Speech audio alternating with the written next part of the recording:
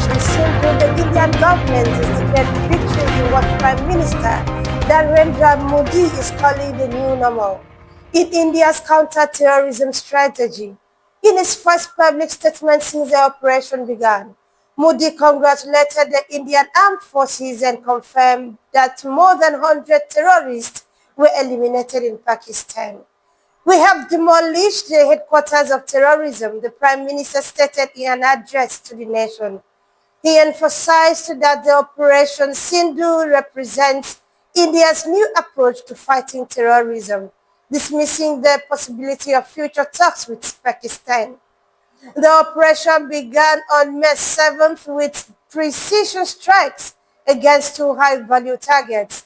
The first was Mahalapur headquarters of Jaish-e-Mohammed, and the next was Murid headquarters of Lashkar-e-Taiba.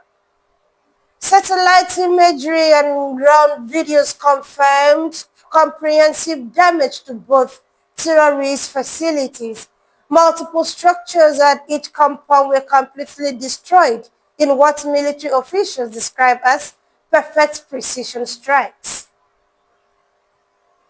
After the initial strikes, India reportedly reached out to Pakistan, urging them not to escalate the situation. According to Indian military briefings, Pakistan responded by sending drones into Indian airspace for 3 consecutive nights, followed by missiles and drone attacks on May 8 and 9.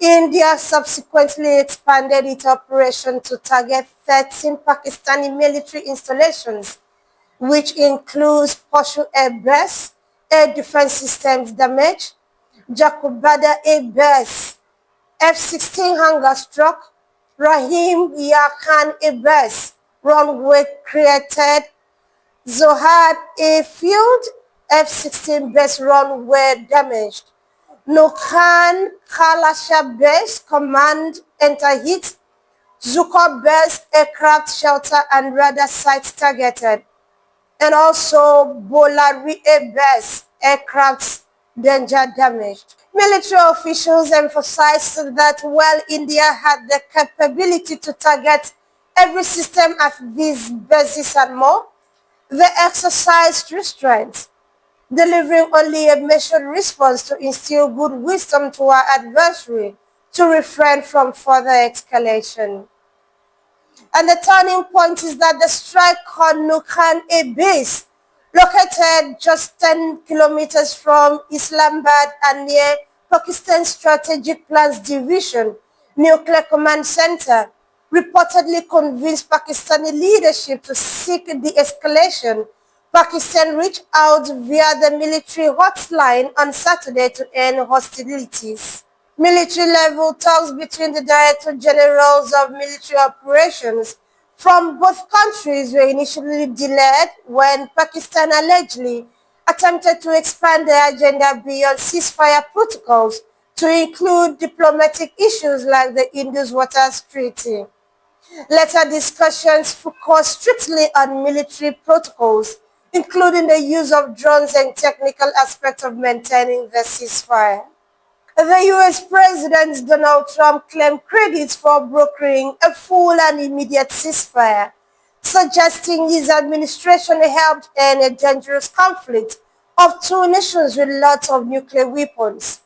Trump also refrains using trading leverage to encourage de-escalation. Regional reactions have been mixed. While previous conflicts saw stronger Islamic world support for Pakistan, this time most Muslim nations maintained neutrality. Saudi Arabia, UAE, Malaysia, Indonesia, Bangladesh and Egypt condemned the initial Panglem terror attack that precipitated the conflict and urged the escalation. Only Turkey and Azerbaijan stood firmly behind Pakistan. The Organization of Islamic Cooperation, OIC, issued statements of increasing criticism toward India, ultimately calling Operation Sindoor unjustified. Analysts note that this represents a shift from previous decades when religious ties led most Islamic nations to support Pakistan unconditionally. The conflict has revealed several significant developments. The first is strategic shift. India has demonstrated willingness to strike inside Pakistan proper, not just in contested terrorists. The next is nuclear deterrence. As MP Modi stated, Pakistan can no longer hide behind its terror pockets or its nuclear weapons. And the next is changing alliance. Pakistan's traditional support from Islamic nations has weakened as India's economic and diplomatic influence grows. Information warfare is last. Both sides engage in intensive information campaigns, with Pakistan accused of using doctored images, video games footage, and misleading media to create false narratives. Military analysts suggest Operation Sindoor marks a watershed moment in India-Pakistan relations, establishing new parameters for India's response to terrorism. In our world news today, Ukrainian President Zelensky says he's ready to meet Russian President Putin following European leaders' call for a 30-day ceasefire. Kurdistan Workers' Party (PKK) announces dissolution and end its 40-year armed struggle against Turkey. Millions vote in Philippines midterm elections amid feud between President Ferdinand Marcos and impeached Vice President Zara Duterte. Kenya's president acknowledges and apologizes for security forces' involvement in abductions during anti-government protests. Cricket star Virat Kohli announces retirement from Test cricket while continuing to play in one-day internationals.